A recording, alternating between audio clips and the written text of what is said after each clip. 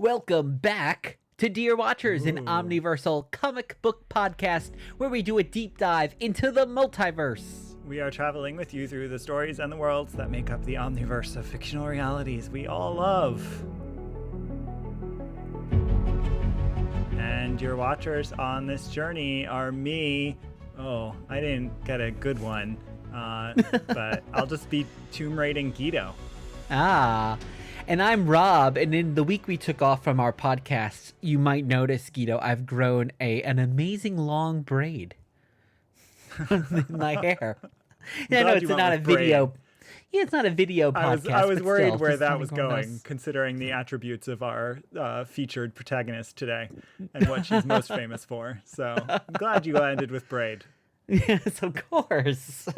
And now, before we begin today's trip through the jungle of video games, jungles, and 90s-ness, underwater, everywhere. What's new with us, Guido, in our little section of the multiverse? Well, I'm a little under the weather, so we'll see if I still have low energy. I'm generally the low energy one anyway, so maybe, in fact, me being a little under the weather will propel me past you today. Well, we can say why we're under the weather because we got our new COVID boosters because we're also prepping for New York Comic-Con. Yes, it's very soon. So if you're going to be there, tell us, because we'll be there every day, Thursday through Sunday, and we're very excited. We'll be recording our bonus episodes as we do every year. I've been posting on social media. I already ordered some commissions from just legendary people. What I'm doing is trying to distribute the huge expense of New York Comic-Con a little bit into September. So that's what I'm doing, and it's going well. Though I will regret it all in November, believe me. And I love that it's in October, and it's going to even fall over October 13th, Friday, October 13th, because there's lots of great horror stuff. John Carpenter's going to be there.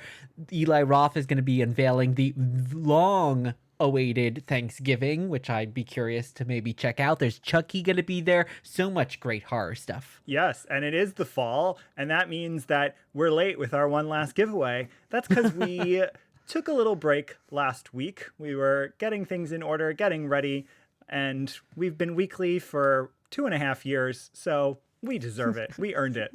But thank you for bearing with us. Thank you for checking out our back catalog while you have these delays. We might have more delays coming up, but we also have great stuff going in October. We'll have an interview with someone very exciting, and we, again, have that giveaway, which might be as soon as today, but you'll have to keep listening to find out. And if you are joining us for the first time after checking out our back catalog, of course, we have 3 parts of our journey through the multiverse today: origins of the story, exploring multiversity, and pondering possibilities. So thank you for joining us on today's Swing Through the Jungle. And remember, you can always find us to support us and see what we're doing over on our coffee page. Visit dearwatchers.com and click join. For as little as $1 a month, you can support what we do, and we appreciate you. And with that, dear watchers, welcome to episode 115, and let's check out what's happening in the Omniverse with our travels to today's alternate universe.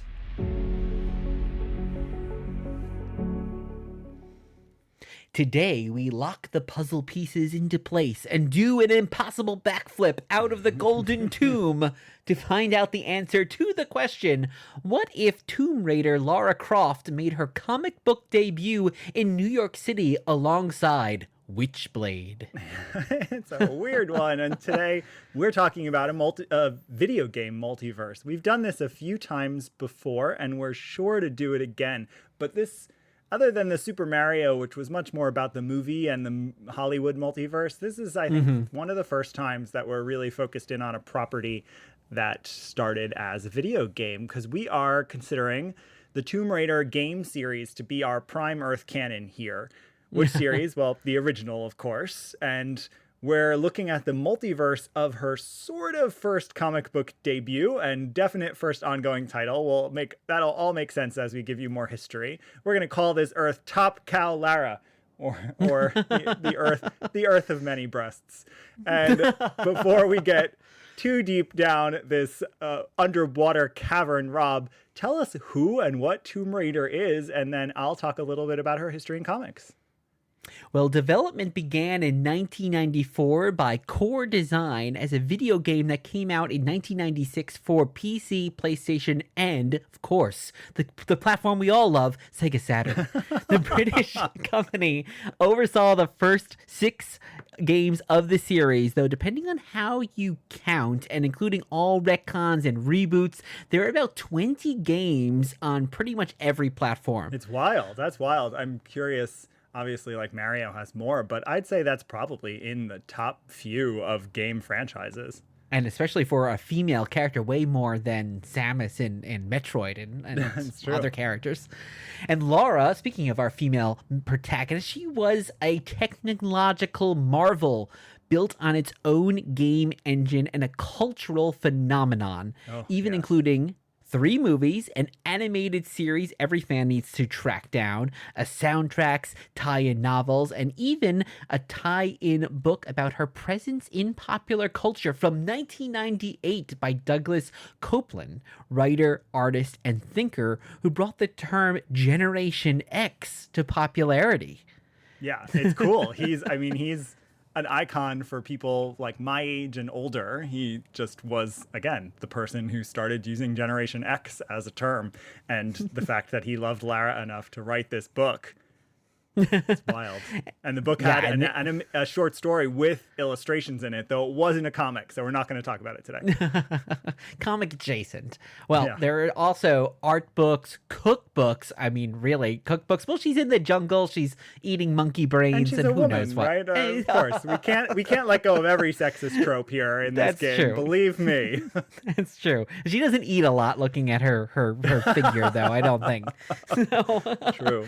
There are, of course, toys, merchandise of all kinds, and the sadly rare but awesome history book Tomb Raider 20 by Megan Marie, which is out of print, and we got signed by journalist, writer, and cosplayer Megan at New York Comic-Con. Speaking of New York Comic-Con. Yeah, a few years ago when that came out. So, I mean, Tomb Raider is everywhere. Everyone, I think, probably knows who she is, even if you didn't know that backstory. But her comic backstory is a little bit more convoluted. In 1995, so interestingly, this is before the game is out, there are 4 2-page backup comic strips of Lara. Now, the magazine issues might have come out parallel to the game, but I couldn't tell because they are impossible to find. You can read the pages on the internet, but the magazine is just impossible to track down. Probably because not a lot of people were keeping magazines in the 90s in, I guess, UK video game magazines. Probably didn't realize this was the comic book debut of Lara. So, of course, everyone gobbles them up now as the actual comic debut. Yeah, and this magazine did not hold a candle to Nintendo Power in probably popularity.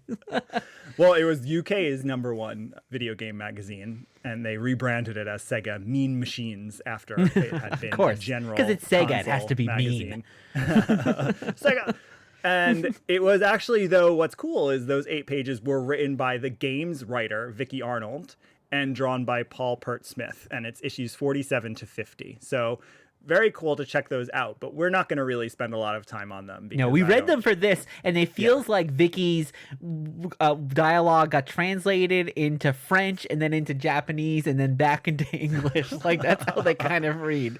I don't know what the deal with it is. But anyway, main event for Lara's comics is 2 years later, she debuts in Top Cow Books, which we're going to get into in a moment. That's 1997. Then 2 years after that debut, there's a lot of gaps in time for Lara. 1999, we get an ongoing and a ton of miniseries from Top Cow, totaling nearly 80 comics until 2005. Gosh, Top Cow really milked that character for all it's worth, right? That joke with Lara on the table is... hey, no, I'm talking about the comic book company. Come on. I know. Get your mind out of the gutter. We've got memories everywhere in this episode. Though, one quick note, in 1999, there was a French publisher who gets the license to do one issue called Tomb Raider Dark Eons. But finally, in 2014, Dark Horse has the license for the rebooted games universe. They published miniseries and ongoing by legends like Gail Simone and Mariko Tamaki for a few years, getting to about 50 issues before wrapping up Lara's time in comics in 2018. So that is the backstory for Lara. But what, Rob, was your backstory with Miss Croft? So my backstory is that, like you said, Guido, I exactly know who Lara Croft is. I kind of know her backstory, her origin story, but I never have played a Tomb Raider video game. I think you and I played We played the Dungeon Crawler Guardians of the Light co-op. But I never played one growing up because I was a Nintendo boy. So I did not really play PC games. I didn't play Sega, PlayStation games, and she wasn't on Nintendo. So I never really played her there. I knew the movies when they came out, but I think they kind of fell in a weird time probably in my movie watching. So I didn't really go to them. So I know that image of her. I kind of know the basic setup, but yeah, I was never a Tomb Raider person, but I know that is not the case with you. Well, and I made you watch the movie, and yes, for we this did episode, watch the movie. I made you watch a history of the video game universe, so you'd get a sense a little bit of like what her deal is. And I never liked a lot of those kind of puzzly games. I kind of liked my Mario, which I guess is puzzle, but I liked that, or I liked my shooting games, and I didn't really mix the two as much, I guess. But yeah, well, Guido, what was your background? Because I know you are a huge Lara Croft Tomb Raider fan. I am. I think probably it's my second favorite game series. I don't know. My top 3 game series are BioShock, Resident Evil, and Tomb Raider. And Tomb Raider, I have played since the first one debuted. I was 15 years old. I remember it well, all of the marketing leading into it. I had a PlayStation 1. I played it on that. What was really fun in my memory, and we'll bring her down memory lane because she listens to us every week. My mother used to, and I was, 15, 16, like I'm a teenager here, but my mother used to help me play Tomb Raider. So what would happen, especially in like 2, 3, 4, which are notorious for getting a little hard in part because development was rushed, I would buy the strategy guides and my mother would sit in the same room I was playing and she would like give me the tips if I needed them as I was playing. So that is a very fond memory for me. I have played every single Tomb Raider game that has ever come out. Generally, I played it when it came out. And I loved Angelina Jolie, so I loved the original movies. I have not seen the Alicia Vikander movie. You and I didn't go see it. No. It then got such mixed reviews that I didn't bother. And once it was sort of canceled as a franchise, I never went to revisit it. I love the character, but most of all, the games are fantastic. The gameplay is so good. The puzzle solving mixed with the action, I actually think you'd really love it because it balances out. You don't tend to like games that require a lot of speed, and these games don't always. There are some, when a T-Rex is chasing you, you have to be fast, but generally it's a little bit of a logic puzzle, but also with some action. And the world that they built and the fantasy sci-fi kind of, but mixed with tons of mythology is just so strong. I can't wait to talk about these versions, and I definitely can't wait to talk about the future of this franchise because I love it. Well, let's unlock the key to the ancient temple and go all the way back to our origins of the story.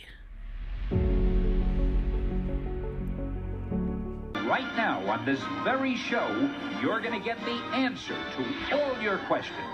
Our amazing story begins a few years ago. And today we are discussing Tomb Raider video games, all of them, but especially the original 3. And the first one is Tomb Raider, out in October 24th, 1996. It's developed by Core Design, published by Eidos Interactive, programmed by Paul Douglas. The artist is Toby Gard, written by Vicky Arnold. Great score, composed by Nathan McCree. And so, what do you think about this world? You have such little exposure to it, but even like watching that history video and the bit, like what is your sense of this world? What do you like about it, or what are you unsure about it? Well, what I like about it that I didn't really know about this aspect of Tomb Raider, because I think I was just more familiar with the movie, is some of the more fantastical elements. Like you just mentioned, like you're getting supernatural. There's chased a lot. by a T-Rex. So I didn't really know that was there. I thought it was more puzzle solving and shoot 'em up, and I was actually surprised listening, especially for this first game, and I think this went away as the series went on. But you weren't really shooting human characters. You were shooting like creatures and monsters and a lot of animals. And I was just thinking, I've been going back playing on our Switch and on our Steam Deck and stuff like that. One of my favorite games of all time, another female character-led game, Perfect Dark. I played that game. What year is that? Oh gosh, I don't know. Probably, the early 2000s or 99. Oh, Maybe you can type so it it in. definitely is probably inspired by Lara. Then. Yeah, it's like basically, I think like Lara 2000, Croft yeah. in GoldenEye, basically. And there's aliens and stuff. But playing it now as an adult, I still love the game. It's so much fun. But you're like shooting a lot of human beings and they're like, oh my God, help me. And they're like slowly dying. And like now as an adult, it's like, ooh, I don't know. That kind of rubs me a little wrong way. Well, it's an adult living in a country that has Exactly, pretty yeah, and regular mass shootings. Yeah, and it's So- not like you're playing like the Friday the 13th game where it's like completely ridiculous. It's Right, and it's in a guns horror world, and yeah. shooting people. So I kind of love the idea that these original games were set more, especially the first game, were set more in this fantasy world of mystical creatures and that kind of thing. Yeah, it's probably a part why I liked it, because I too have never been into. I mean, I've played with friends just because there are so few couch co-op games, so I've played some of those types of shoot 'em up games, but on more next gen consoles. But this always held a place, and I wonder how much of it was that element of it without me even realizing it. I also think, I mean, you have been telling me about Perfect Dark since you've been replaying it a lot. I did not play it for whatever reason. And I guess in 2000 I was in college and I just wasn't playing too much. But this game, in spite of the way her design has been sort of turned into a thing on its own, this game is remarkably feminist, and it doesn't, I don't think, try. I think what's cool is, as you saw in the history, like when you get her backstory, you start to get a little bit of like a more overt, explicit, like Lara was not someone who like her father thought could do this, right? She was a girl in a very upper crust British family. But at the very beginning, the first few games, because there is not too much backstory in there, she just is awesome. And like it doesn't mean anything. She's just awesome. I mean, yeah, is she scantily clad from the beginning? I guess she is. She gets in her wetsuit every time she needs to swim, and she's in her tank top, but the narrative aspect of it, and certainly the action aspect of it, I think is remarkably feminist, and that always resonated with me, and I suspect with my mother. And not to say, well, okay, they did it with men too, but I mean, I am thinking there was a few male characters like Simon in Castlevania. They were there that were pretty scantily clad as well at the time, especially like on the box art. So I mean, I know it's not like apples to apples, but there was just a history of these, of sex sells, even if it's to kids in video games. Well, and unlike comic books where you have just countless examples of females and they all have to be wearing skin tight clothes, there were so few female protagonists in video games. You really only had Seamus in Metroid, and she was dressed as a robot. Like, so Yeah, exactly. there really were not female protagonists that led video game franchises. So you just really didn't have too much to compare her to. So yeah, she might be more comparable to the men around her. And what were some of the other things that you liked about, because you like these kind of puzzle games, and watching that video, kind of the history, I don't know if I realized that was such a big part of it. It almost reminded me of a show that I grew up with Legends of the Hidden Temple, where you're gotta solve the silver monkey and certain things and unlock stuff, and maybe It's there was very much like that was that. even influenced a bit by these video games, or vice versa even. So yeah, was that something like that you really enjoyed about it, that kind of puzzle aspect? For sure, that's an aspect I loved, but anyone who knows video games can tell that my top 3 franchises are really heavy on the story. I like linear story games, and this gave you that.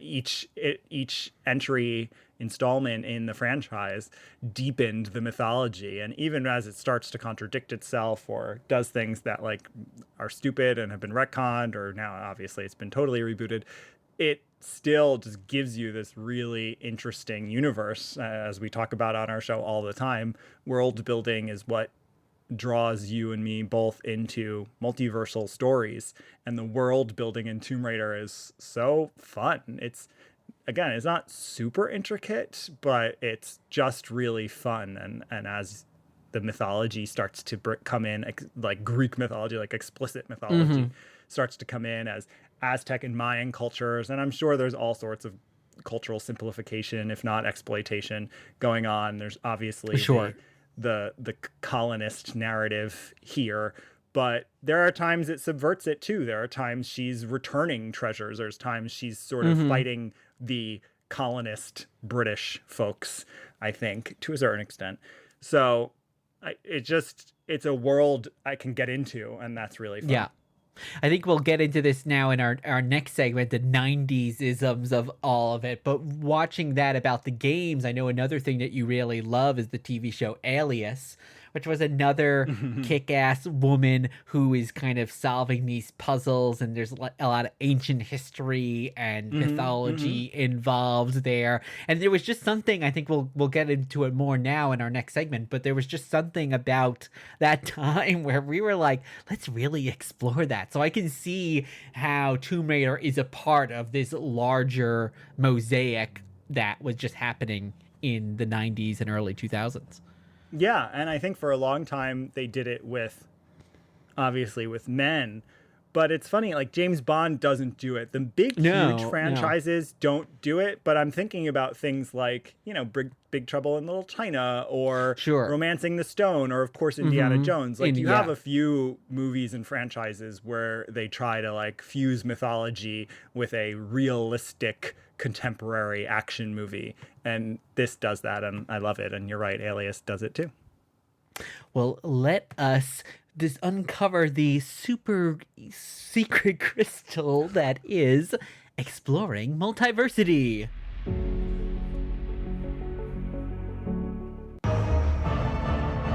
I am your guide through these vast new realities.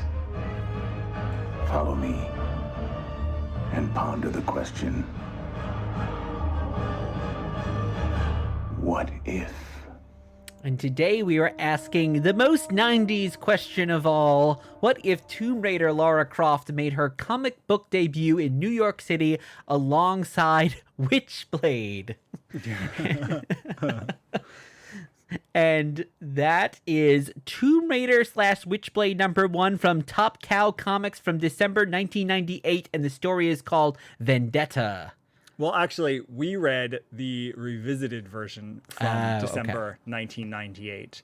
So the original version was published in 1997, but we fell victim to the fact that I could not find the original because, like a lot of licensed books, of course, they're hard to find. So the original is from December 1997, but I could only find a not totally kosher download of the quote-unquote revisited, which is just like a refreshed, re-inked, recolored version. Anyway, this book has story and pencils by Michael Turner with some pencil assisting from Brian Ching, inks by Joe Weems with some inking assisting from Marco Galli and Victor Lamas, colors by Jonathan D. Smith, letters by Robin Spihar and Dennis Heisler. The editor is Brad Foxhoven. So for those not familiar with Witchblade, join the club. Neither of us are familiar. We know she exists, but that is about the extent of our knowledge of Witchblade. Now, of course, Witchblade is created by Michael Turner, and so he is writing this, and for whatever reason, through his Top Cow at Image imprint, was able to get the license to Lara Croft. And for whatever reason, and we can talk about our thoughts on this, they decide to debut Lara in comics with Sarah Pizzini, the character of Witchblade, who herself debuted in 1995, so just a few years prior to this. And the other co-creator of Witchblade is a comic legend, Marc Silvestri, who was also very busy in the 90s with alternative characters. But the alternative characters who always like to be scantily clad. So this pairing almost felt like that was what they thought made sense here. Yeah. They were like, wait, these are two scantily clad, busty action hero women. Let's make an issue with them. Yeah. Just an off-the-cuff summary. So basically, it's New York City, and there is a big, giant bat demon devil creature that's stampeding through an apartment building. Lara Croft is chasing it. Then Sarah, the Witchblade, comes in and basically says to Lara, what's going on here? Lara tells her the story that Lara was contracted by this basically crime boss to get this ancient gem to take revenge on another crime family that killed all of his family, which is a typical Tomb Raider narrative, by the way. Exactly. And he set this demon out, even though the family that he's killing now are like the great grandson, so they didn't have anything to do with the death of his family. This guy's like in his 90s or 100 years old. So Sarah and Lara team up. They confront the big demon, which they discover is, of course, probably not really a big twist here. No, the actual crime boss himself. And you think like they stop him, but in the end, the crime boss is still alive and is up to no good. So they actually, and just real quick, fast forward, we did not read it for this episode, but they did a sequel one-shot called Witchblade Tomb Raider, which comes out few years later. There's then a wizard little ash can that comes out. So prior to Lara getting her own ongoing, there's all this activity with her and Witchblade. So what do you think of the pairing here?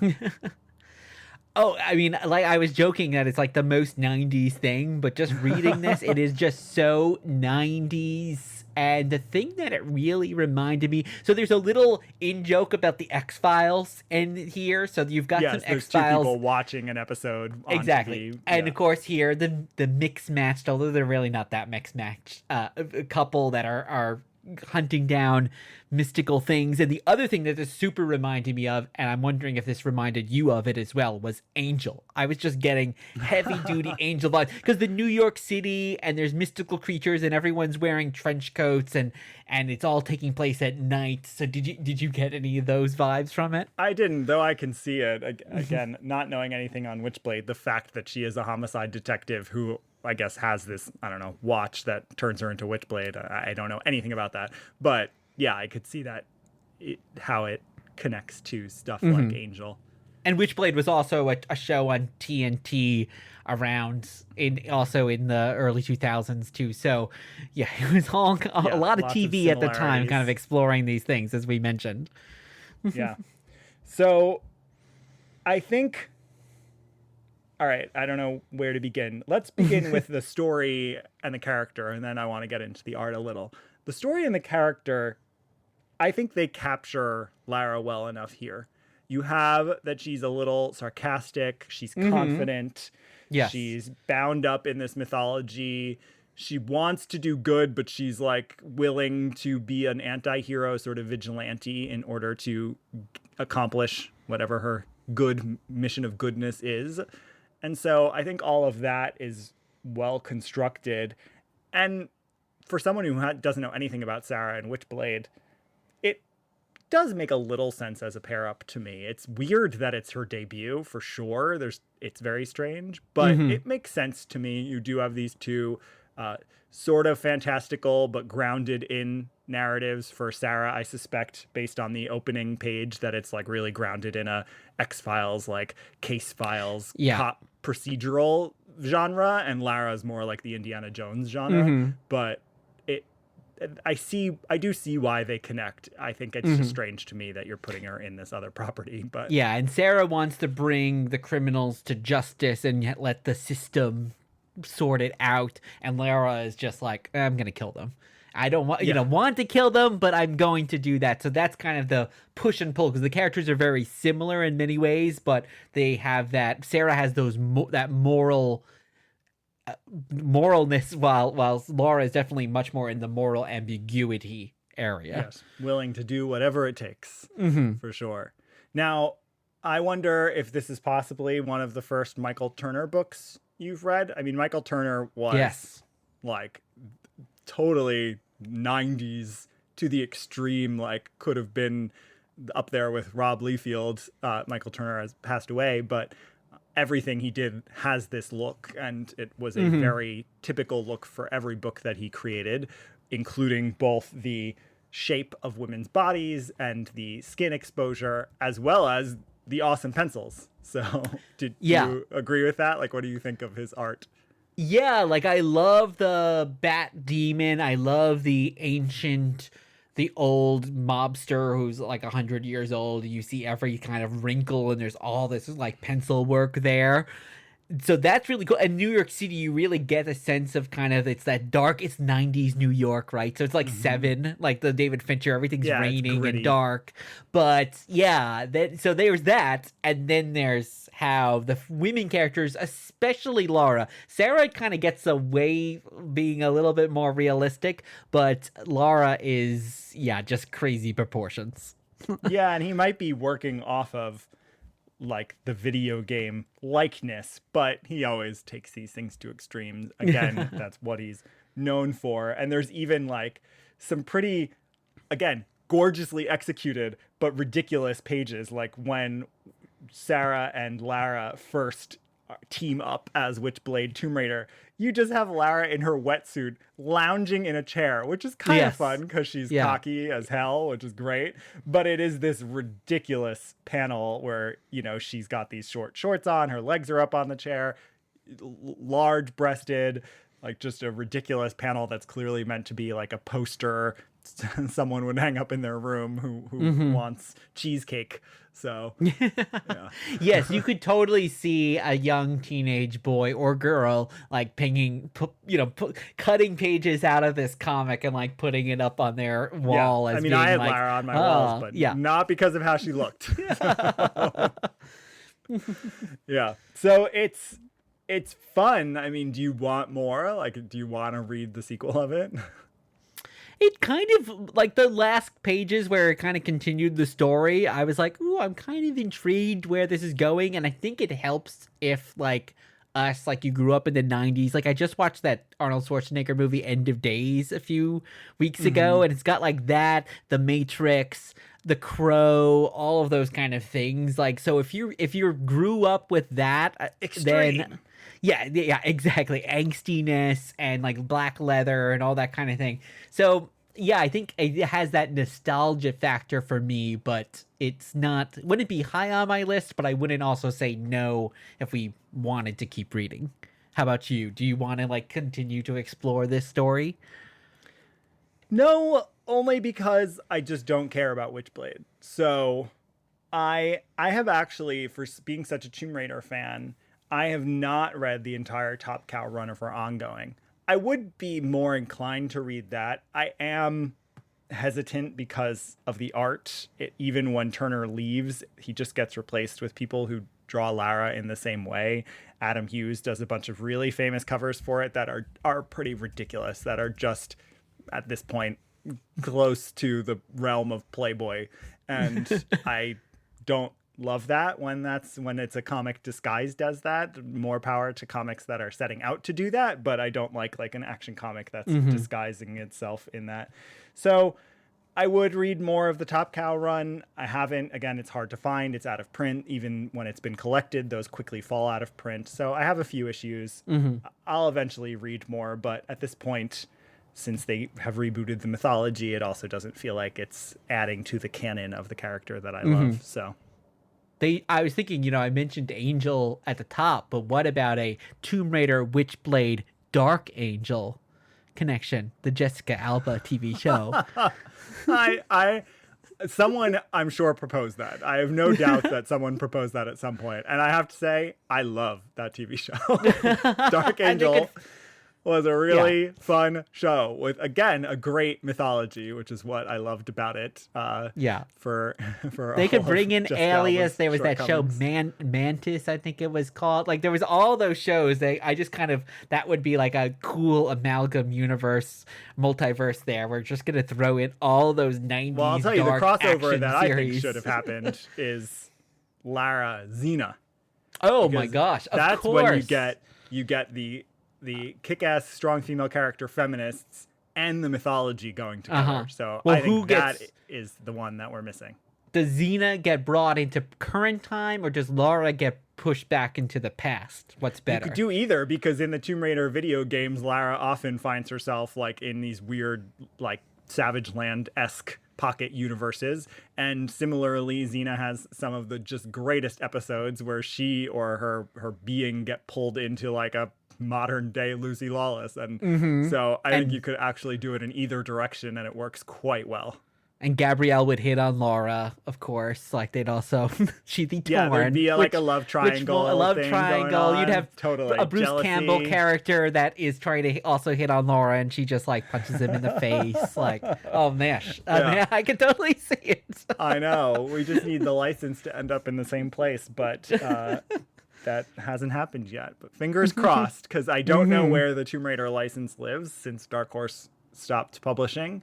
I'm sure right now the IP holder is waiting for the reboots, which we're going to be talking about in just a moment. Okay, well, I'm powering up the Witchblade? Question mark. Which will How do you do that? Go ahead, explain it to our listeners. Well, it's too complicated tapping for on your their. smartwatch. It's way too complicated for them. I don't have enough time to do it to explain it. But it's gonna launch us into pondering possibilities.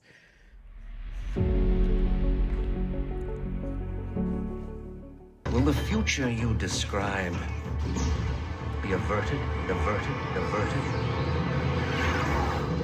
So, Guido, what are we talking about for our pondering possibilities?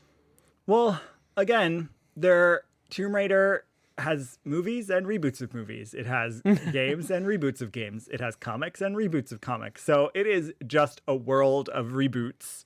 And yet we currently live in a world with no Tomb Raider content. So I wanted us to just talk a little bit about what we want to see from the franchise, what we think the potential is, and maybe on a future episode we'll get into some of the Dark Horse versions of the character, the modern games versions of Lara, and all of that stuff. Because as far as all these reboots are concerned, there was to be a second Alicia Vikander movie from folk horror Meg 2 director Ben Wheatley, but it was canceled, and it was not that long ago, because I remember Alicia Vikander even talking about it as of like 2 years ago, saying she really wanted it to happen.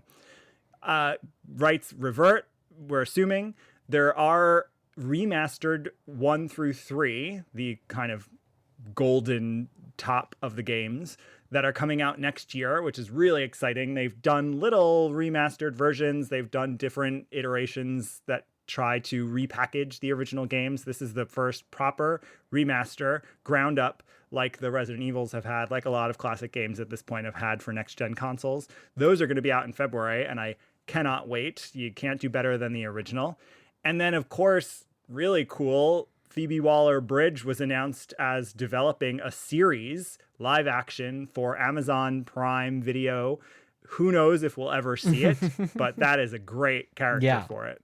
And it makes sense because she just did the new Indiana Jones movie, which we didn't see, but she co-wrote that, and she also co-wrote the last James Bond movie. So I don't know if she co-wrote the Indiana Jones movie, but yeah, she's in those worlds right now of Indiana Jones, James Bond, and I could totally see her also playing maybe the woman in the chair character in the Tomb Raider world. She's got the right voice, like in terms of not her actual voice, but like the way she writes. She's got the right level of humor where the humor is really sardonic and dry, but doesn't take away from the meaning of whatever she's created. And I think that's exactly what Lara needs. and the Britishness, because it's interesting because you had Angelina Jolie, who's American, of course, and Alicia Vikander, who's Swedish, but you haven't had an actual Brit play Lara Croft, which is like they've always had a Brit play James Bond, and it's even when they're doing the recasting now, it's like, well, it has to be someone who's British. So I would love to see That's a true. British person actually take on this character, and I think having a British person like Phoebe Waller-Bridge write it would be And an let's icing get on the Claire cake. Foy in there. That's going to be my Oh, cast. I dream could totally cast. see that. Yeah. And it's funny, I was looking into the past films, so I think he must be the rights holder. I don't know if he still is, but all the previous Tomb Raider films were produced by Lawrence Gordon. He's still around, he's in his 80s, and he is like one of those names that's been behind all these comic book adaptations, even though you don't know his name. So he produced the Hellboy movies, Watchmen, the Zack Snyder Watchmen, Mystery Men, and The Rocketeer. He's also produced all of the Predator movies, which were not based on comics, but have a comic or have become comics. So it's just interesting that you've got this mastermind too of comic to film adaptations. Yeah. Wait, did you say The Rocketeer is not based on The comics? Yes, it Rocketeer. is. Yeah, that's based on a comic too. Yeah. No, I was saying the Predator isn't, Oh, the but it's Predator also is not. in the Yeah. in comics world too. Yeah. Yeah. So, yeah, I mean, there's been a lot of people who've gotten involved in Tomb Raider projects, and I am curious why.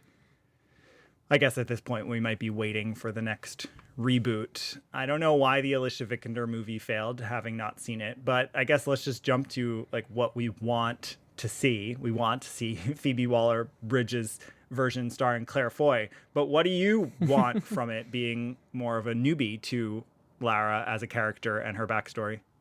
I would hope that they would kind of do what I think other people have been smartly doing, which is go back to the original origins of it and really maybe take the original game as a jumping off point and explore some of the mysticalness aspect, which is something that Indiana Jones has also always done. I mean, they do have like the arc that melts people's faces and priests that rip your hearts out and stuff like that. They're not necessarily in the realm of our reality. Like, save that for James Bond.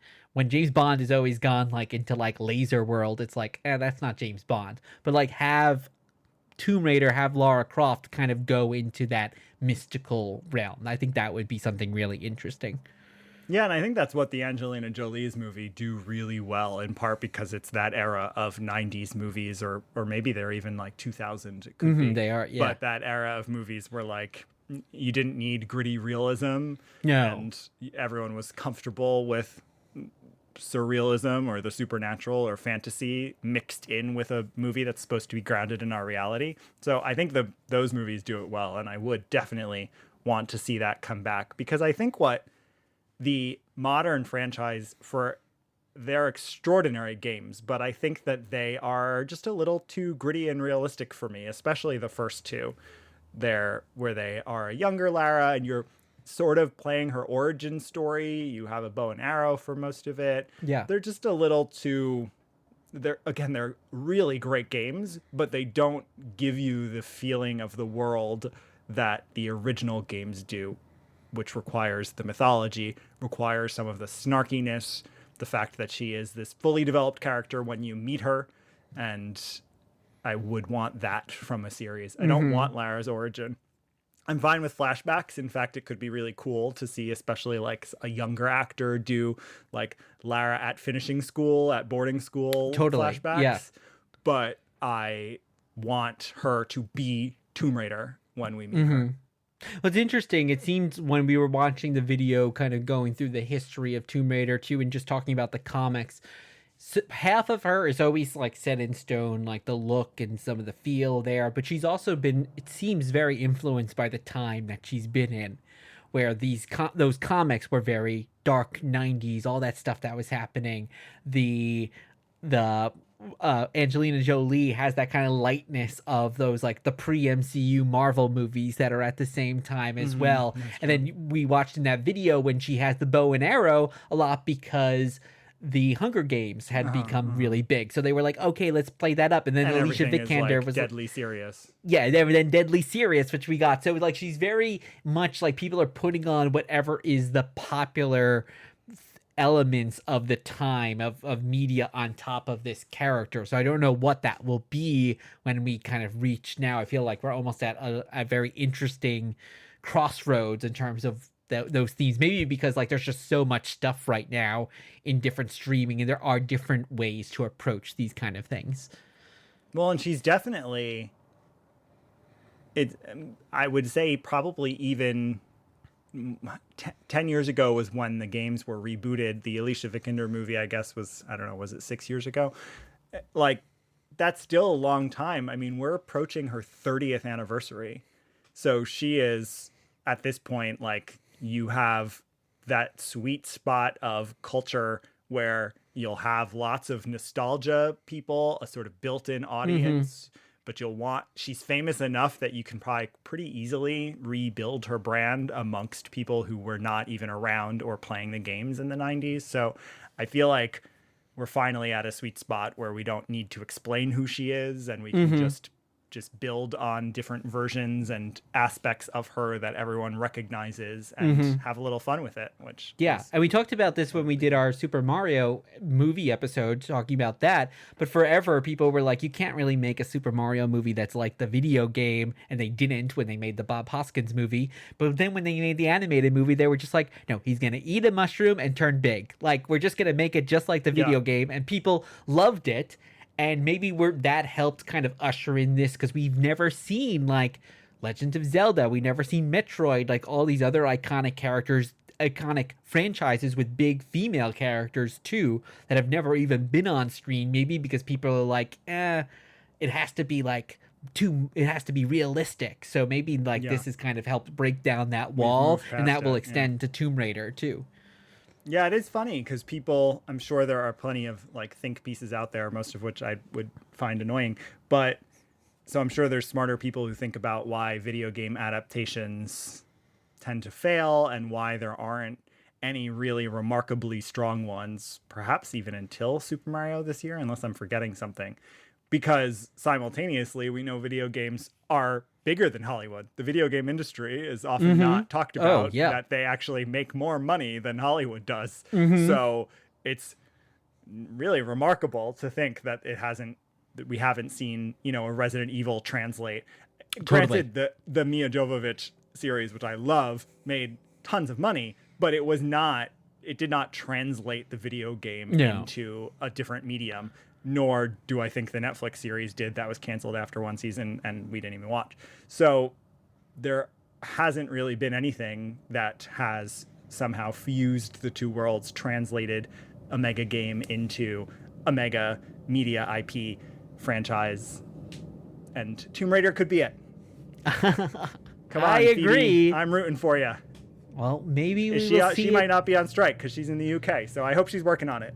That's true. She's not. So maybe she's working on it right now. But while she's working on that, we will say that is a wrap. But wait, I'm just looking out the window and the leaves, they're turning colors. I see a man in a white William Shatner mask standing in our yard staring at me. People don't know that. You should have gone Ghostface. I think it was only Halloween. You who told me. It's a I Halloween know. character. I now know it's Michael Myers, but I don't think people know the Michael Myers mask is William Shatner. But there you go. Bonus tidbit of information for listeners. Fact.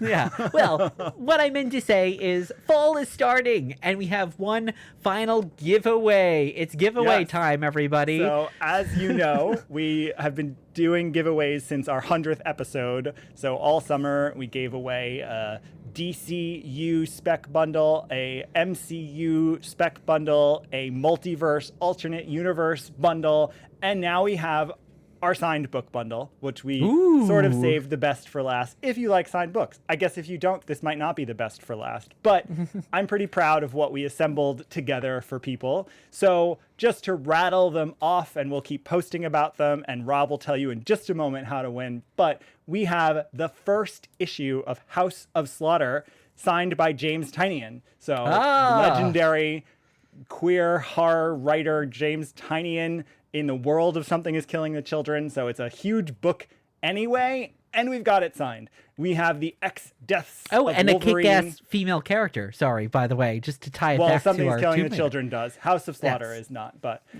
we have X Deaths of Wolverine from the X Deaths X Lives event series, first issue signed by Benjamin Percy. We have Lazarus Planet Revenge of the Gods. That is the recent DCU event from last year that has sparked tons of what we're seeing in DC right now, signed by Simone DeMeo.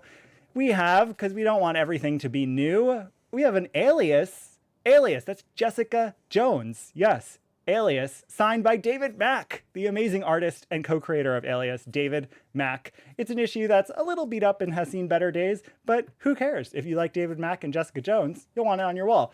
We have The Oddly Pedestrian Life of Christopher Chaos, signed by not one, not two, not three, but four of the creators. So that is huge, the foil cover. We have Blue Book #1, signed also by James Tynion. We love his autograph, and I have so many of them.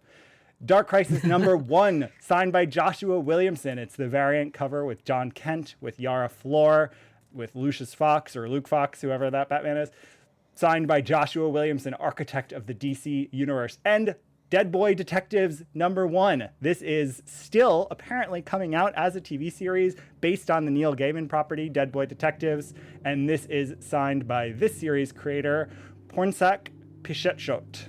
I don't know if I'm saying their name correctly, but they have signed that book. So that is for your enjoyment, for your collection, 8 signed books that we will send to you. But how do you win? Well, to enter, we're going to be crude because we want to be more popular, and you can help. So this giveaway is going to the person who posts about us, tagging us on any social media platform. So Blue Sky, MySpace, Friendster, X. Not really, but we are on X, we are on TikTok, we are on Blue Sky, we are on Instagram, we are on Facebook. Is that everything we're on? And Threads. The other Threads. That's the one. Yeah. Okay, so if you post about us on any of those social media networks, tag us, and with any single post that gets the most likes before October 1st, we will watch every post tagging us on all those platforms. And if yours is the most likes, these books are coming your way. Yes. So less than a week to do that. So get your fans out there to pay attention to what we're doing with your post. And again, your post with the most likes will end up with these books. We might even throw another 1 or 2 in because there are some signed books coming our way this week, and I couldn't control myself and just kept clicking buy. So maybe I'll throw one of those new autographs in there, and it's a really good one. But we'll see. We'll see what happens. We'll see how many likes your posts get, and then you'll find out if you're getting this bundle or this bundle and then some. So, dear watchers, thank you for listening. Thank you for entering our giveaway. I have been the Tomb Raider Guido. And I have been Rob. The reading list is in the show notes. You can follow us on all those social medias where you're tagging us at Dear Watchers. And leave a review wherever you listen to podcasts. We'll be back soon with another trip through the multiverse. In the meantime, in the words of Watu, keep pondering the possibilities.